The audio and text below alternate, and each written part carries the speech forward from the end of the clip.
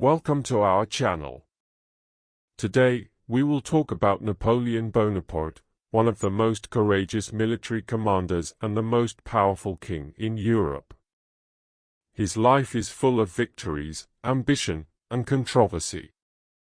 Napoleon remains one of the most controversial figures in history. Some people praise him because of his genius in battle, his ability to lead, and his dreams for a stronger France, but others criticize him for his hunger for power and his role in wars that caused the deaths of millions of people. Some people thought he was so strict and ruthless that they even compared him to Hitler. But what is the real truth? Was he a hero or a villain? After hearing his story, tell me in the comments, was he a hero or a villain? Listen carefully because this story is going to be very informative. You will not only learn a lot about Napoleon, but you will also improve your listening skills while following his journey. So, let's dive right into his life. Napoleon Bonaparte was born on August 15, 1769, on the small island of Corsica. This island was part of France, but had a unique culture and history. Napoleon came from a family that was not very rich. His father, Carlo Bonaparte, was a lawyer who had worked hard to make a living. He came from a noble family, but they were not wealthy. Napoleon's mother, Letizia Bonaparte, was strong and protective. She cared deeply about her children and made sure they were well educated. However, Napoleon did not have a good relationship with his father. Carlo was often away, and Napoleon felt that his father didn't show enough love or care. As a young boy, he was very close to his mother, who was always there for him. People around Napoleon often made fun of him for being short. He was only about 5 feet 6 inches tall, which was shorter than most of the men in France at the time. Some people called him small or weak, but this only made him more determined. He hated being called short and wanted to prove that his size didn't matter. It didn't stop him from dreaming big. Napoleon believed that he was destined for greatness. At the age of 9, he was sent to mainland France to attend a military school. This was a tough time for him because he was away from his family and felt lonely. His classmates made fun of his accent because he spoke with a Corsican dialect which was very different from the French they spoke. But instead of feeling sad, Napoleon decided to work even harder. He became an excellent student, especially in subjects like mathematics, which would help him later in his career as a military leader. At 16 years old, Napoleon graduated from the military school and joined the French army as a second lieutenant. He quickly showed his skills as a leader, but even though he had talent, Napoleon still faced many challenges. The French Revolution was happening at this time, and there was a lot of political unrest in France. The country was divided, and many people were fighting for power. Napoleon's big dream was to free his country from this chaos. He wanted to help France become strong again. He wanted to be in charge, not just to rule, but to unite the people of France and make them proud. This dream burned in him every day. Napoleon's early years in the army were filled with struggles. He had to deal with officers who looked down on him because of his background and his small size. He also had to fight in dangerous battles and was often sent on difficult missions. But Napoleon was smart. He didn't give up. He learned everything he could about war tactics, leadership, and how to win battles. He was always studying and thinking about how to make France stronger. One of the most important moments in Napoleon's early life happened when he was 20 years old. During this time, Napoleon was promoted to captain in the army. His first big chance to lead came during a battle in Italy. The French were fighting against a much larger enemy, but Napoleon led his troops with great skill and won the battle. This victory made people start to take notice of him. Napoleon was quickly promoted to general, a high rank in the army at just 24 years old. This was very young for a general, but it showed how much trust people had in his abilities. At this time, Napoleon's dreams began to come true. He wasn't just a soldier anymore. He was a leader with an army of thousands.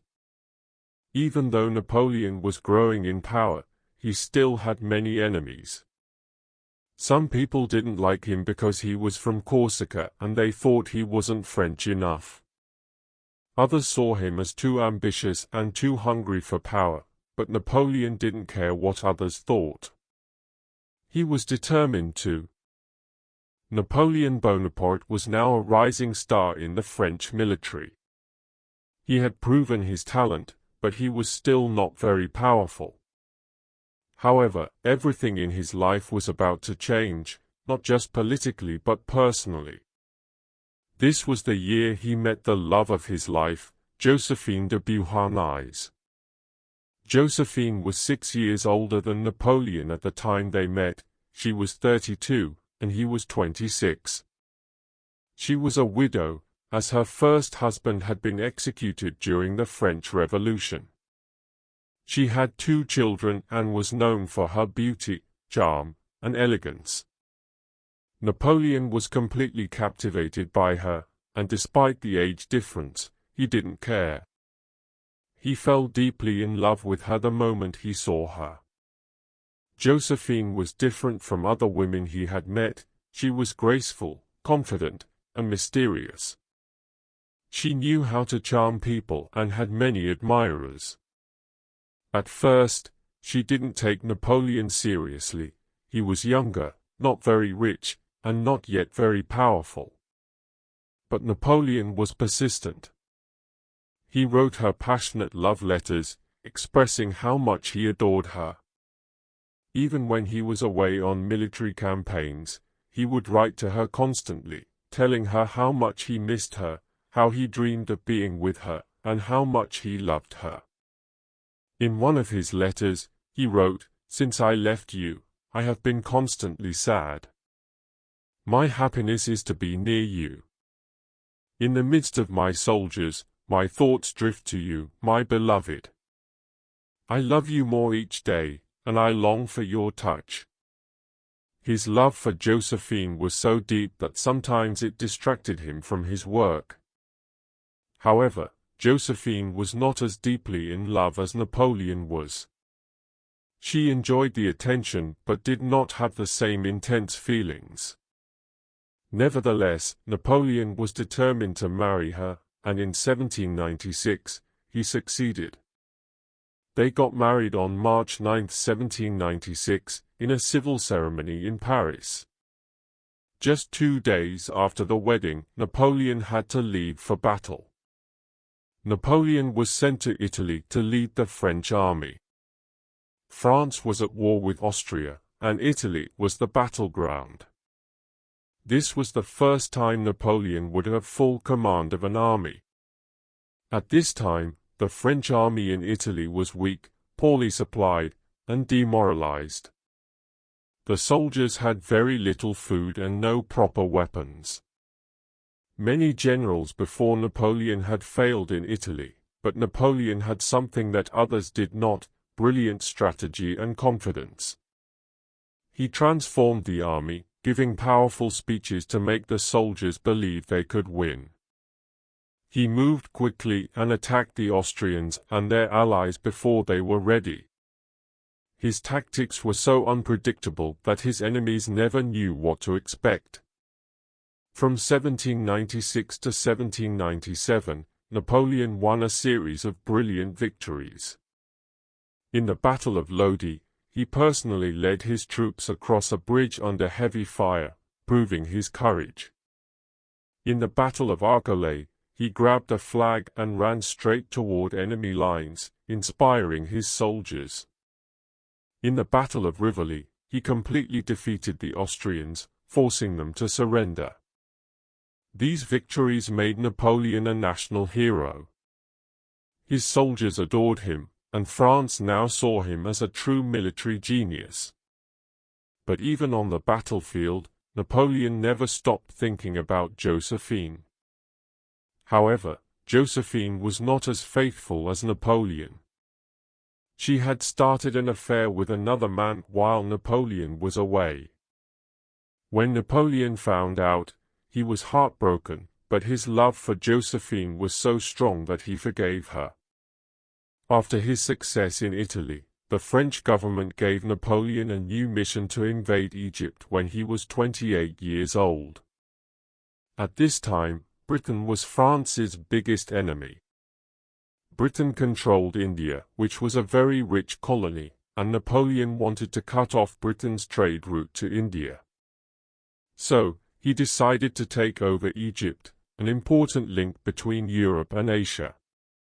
Napoleon set sail with a large army and many scientists, wanting not just to conquer but also to bring French culture and knowledge to Egypt. In the Battle of the Pyramids in 1798, one of his most famous battles, Napoleon's army faced the Mamluks, the rulers of Egypt. The Mamluks were fierce warriors, but they fought using old methods. Napoleon used modern strategies, and the French won easily. Napoleon entered Cairo, the capital of Egypt, as a great conqueror.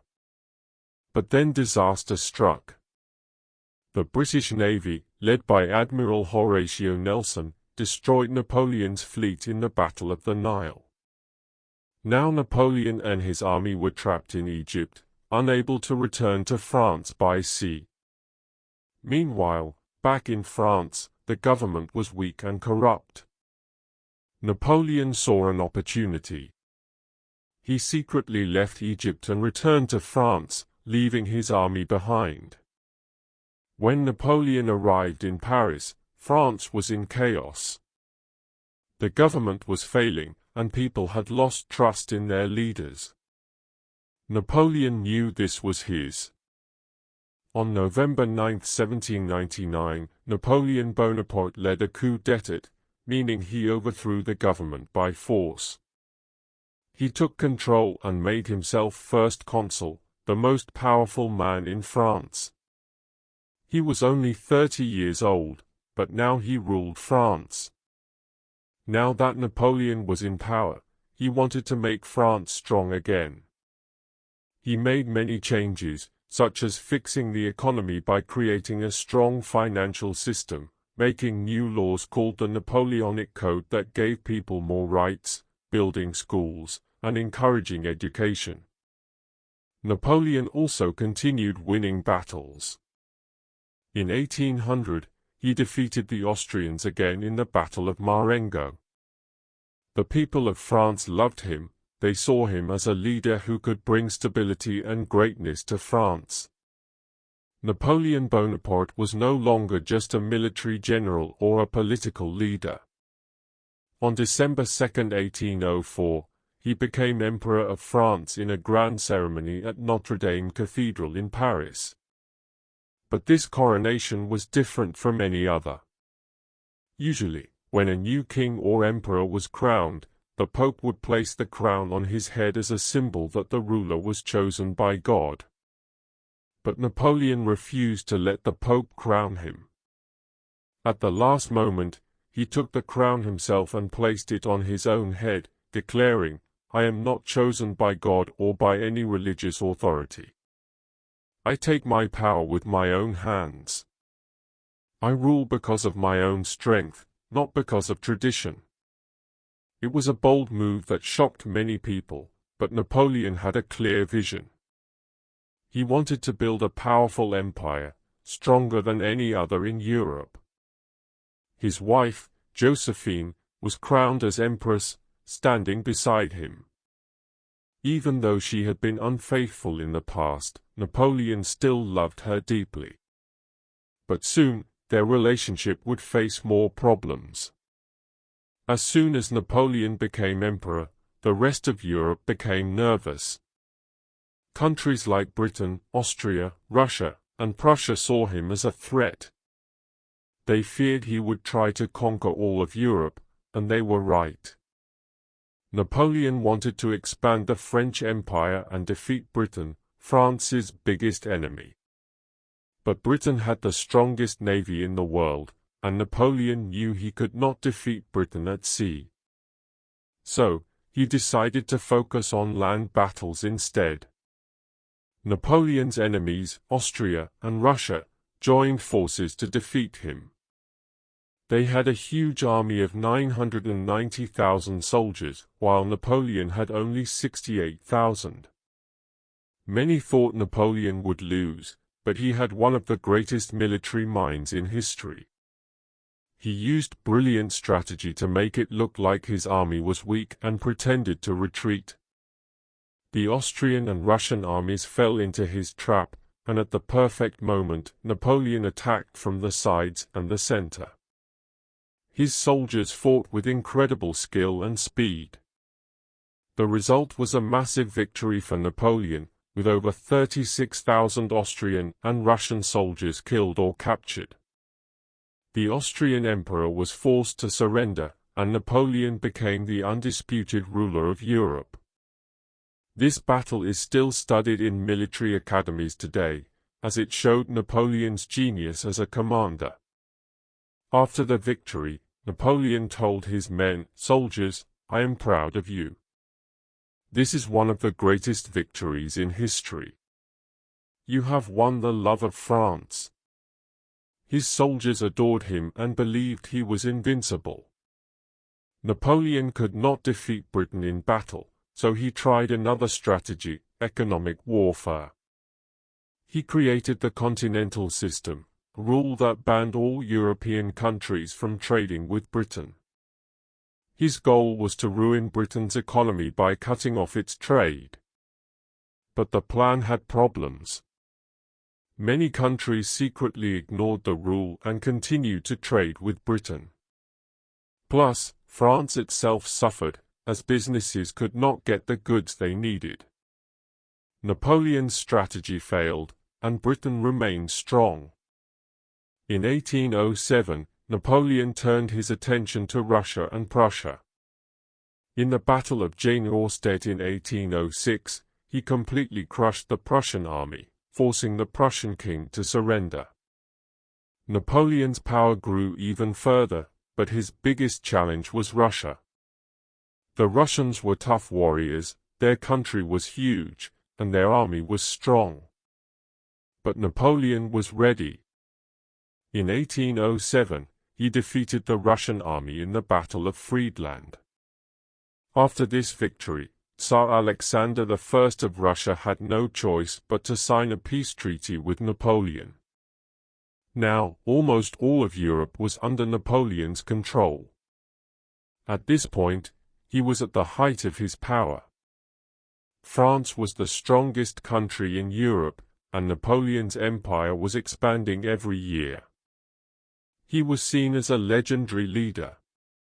But power comes with problems.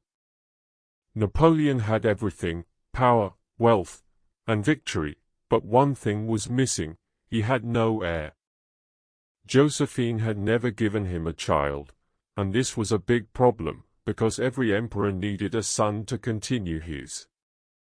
Napoleon loved Josephine, but he needed an heir more than anything, so in 1809, he made a painful decision: he divorced Josephine. Even though he still loved her, he knew that he had to marry someone else to have children. This was heartbreaking for both of them. When Josephine left the palace, she cried uncontrollably. Napoleon later said, "Josephine, you were the only woman I truly loved." Needing a political alliance, Napoleon married Marie-Louise, the daughter of the Emperor of Austria. She was 18 years old, while Napoleon was 41. 1 year later, in 1811, Marie-Louise gave birth to Napoleon's son, Napoleon II. Napoleon was overjoyed. He finally had an heir to continue his empire. But just as his personal life became stable, his empire was about to collapse. Napoleon made the biggest mistake of his career. He invaded Russia. Russia had broken the peace treaty, and Napoleon wanted to punish them, but he underestimated the Russian winter. He marched into Russia with 600,000 soldiers, but the Russians used a clever strategy. They burned their own cities and food supplies, so Napoleon's army had nothing to eat. The French soldiers froze to death in the brutal Russian winter. By the time Napoleon returned to France, he had lost more than 500,000 men. This was the beginning of his downfall. After Napoleon's disastrous invasion of Russia in 1812, his enemies saw a golden opportunity. The once invincible French army was weakened, and Europe's most powerful nations were ready to take revenge. A new alliance, known as the Sixth Coalition, was formed against him, including Britain, Russia, Prussia, Austria, Sweden, and Spain. Despite losing 500,000 soldiers in Russia, Napoleon refused to give up. He quickly built a new army with fresh recruits, young, inexperienced soldiers, but they were inspired by Napoleon's unbreakable spirit. He told them, "Soldiers, we may have lost battles, but we have not lost our honor. France still stands strong, and I will lead you to victory." But this time, Napoleon was facing all of Europe. Napoleon's biggest battle was fought in Leipzig, Germany, in October 1813. Napoleon had 200,000 soldiers, while the coalition army had 350,000 soldiers. It was the largest battle in Europe before World War I. For 3 days, the French army fought bravely, but they were outnumbered. Napoleon tried every possible strategy, but his enemies surrounded him from all sides. His own allies betrayed him. The Saxons, who had been fighting for Napoleon, switched sides in the middle of the battle and started attacking the French. This was a disaster. Napoleon had no choice but to retreat. As the French army tried to escape, a bridge was destroyed too soon, leaving thousands of French soldiers trapped. Napoleon watched in horror as his men drowned in the river or were slaughtered by the enemy. By the end of the battle, Napoleon had lost 80,000 soldiers. His empire was falling apart. After this crushing defeat, the coalition forces invaded France. The enemy armies marched into Paris.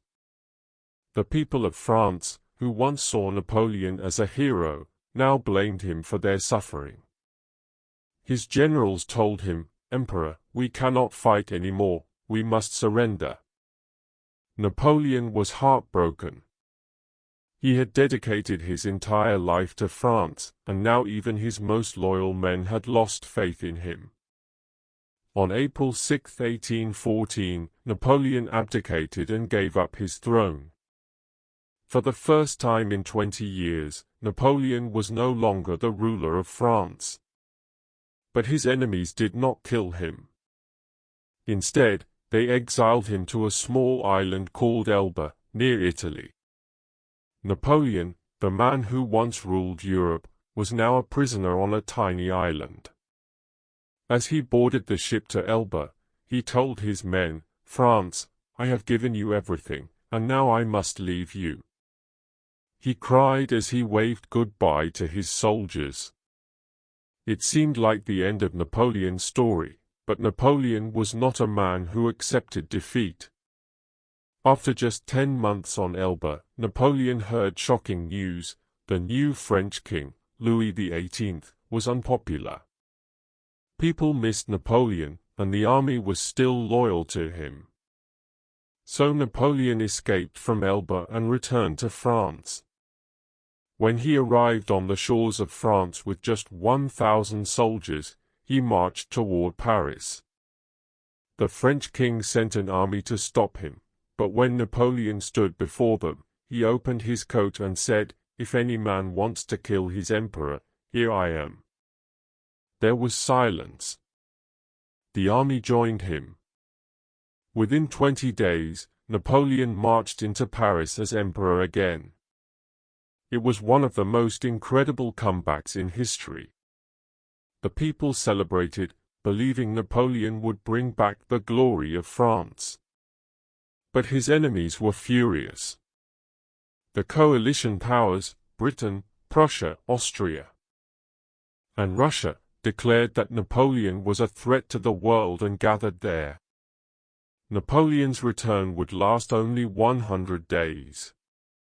On June 18, 1815, he faced the British and Prussian armies near the village of Waterloo in present-day Belgium. This battle would decide everything. Napoleon had 72,000 soldiers, while the British and Prussian forces had 118,000 soldiers. Napoleon had one last chance to defeat his enemies and reclaim Europe. At first, his troops fought bravely and pushed back the British army, but then disaster struck. A huge rainstorm turned the battlefield into mud, and Napoleon's cannons got stuck, slowing down his attack. Soon after, the Prussian army arrived, and Napoleon's army was surrounded. The French fought until the very last moment, but by the evening, it was clear that Napoleon had lost. His dreams of ruling Europe again were over as his army collapsed. Napoleon rode away, knowing it was the end. After his defeat at Waterloo, Napoleon surrendered to the British. This time, they did not send him to a nearby island, they sent him far away to St. Helena, a remote island in the Atlantic Ocean, where there was no escape. Napoleon spent 6 years on St. Helena. He had no army, no power, and no hope of returning. At first, he spent his time writing memoirs about his life, wanting to tell the world his side of the story. He wrote about his victories, his love for France, and the mistakes he had made. But as the years passed, his health started to decline. His body became weak, he suffered from constant stomach pain, and his hair started falling out. He could no longer ride horses or walk for long. He spent most of his time sitting and thinking. One of his few joys was talking about his past. His followers on the island listened to his stories, amazed by the man who once ruled half of Europe. One day, he looked out at the endless ocean and said, "I was born on an island, and I am dying on an island." Napoleon knew his time was ending. On the morning of May 5, 1821, Napoleon could barely speak. His final words were, "France, Army, Head of the Army, Josephine." At 5:49 p.m., Napoleon Bonaparte died. The great emperor who once controlled Europe and fought against the world's greatest armies now lay in a simple bed, thousands of miles away from his homeland. The British buried him on St. Helena under a simple tombstone, but before he died, Napoleon had told his close friends, "I wish to be buried in Paris, near the S among the French people I loved so much." His wish would be fulfilled, but not yet. 19 years after his death, in 1840, the French people demanded that Napoleon's body be brought back to France. King Louis-Philippe of France sent a ship to St. Helena. When Napoleon's remains returned to Paris, thousands of people gathered to honor him. His coffin was placed on a golden carriage, and his body was carried through the streets. People wept and cheered his name, "Vive l'Empereur!" Napoleon was finally buried at Les Invalides, a magnificent tomb in the heart of Paris, where he still rests today. Even in death, Napoleon remained a legend. Napoleon's life was filled with great victories and great failures, but from his journey, we can learn some powerful lessons. First, dream big, start small. Napoleon was born on a small island, Corsica. People made fun of him, calling him short and weak, but he never let their words stop him. He once said, "The battlefield is a stage where the smallest man can become the greatest." No matter where you come from, your dreams can take you anywhere. Second, hard work beats talent. Napoleon wasn't born a genius, but he worked harder than everyone else. He studied day and night, read every book on war, and planned every move carefully. He once said, "Victory belongs to the most persevering."